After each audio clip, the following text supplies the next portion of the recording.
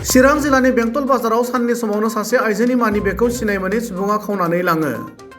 जाथायनि सायाव मिथिनो हानाय बादिब्ला बेंटल हालामनि दहलापारा बिक्रमपुर गामिनि मंगलि बसुमतारिया नखरनि गोनांथि मुवा बेसादफोरखौ बायखांनायनि उनाव गावनि फिसाफोरनो गानग्रा गस्ला बायनो हाबनाय समावनो सिनाय मोनै सुबुङा मंगलि बसुमतारिनि मानि बेगखौ सिरियै बख'नानै लाङो होनना फोरमायदों।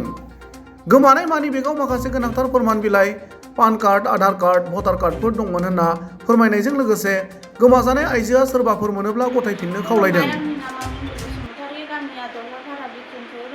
आङो फुंनि समाव बाजार खालामफैदोंमोन। बाजार खालामै माखासे बुस्थु बायखांजोबनानै आं फिसाफोरनि गाननाय जोमनाय बायदोंमोन। आङो बे समावनो आंजों माखासे मानसिफ्रा एसे आं आन्दाज मोननाय बायदि जादों आरो आंजों माखासे मानसिफ्रा खिबु थाबायफादोंमोन। ओमफ्राय आं गंनानै जिनिस बायनायाव आंनि फैसा बेगखौ बेग गिदिरनिफ्राय माला खेवनानै लांखो आं बेखौ फात्ता मोनासै आरो। ओमफ्राय बेहाय दा आंनि गोनांथार बुस्थु दङ, जेन'बा भटार I card, PAN card, Aadhaar card, बे ATM बिदि दङ।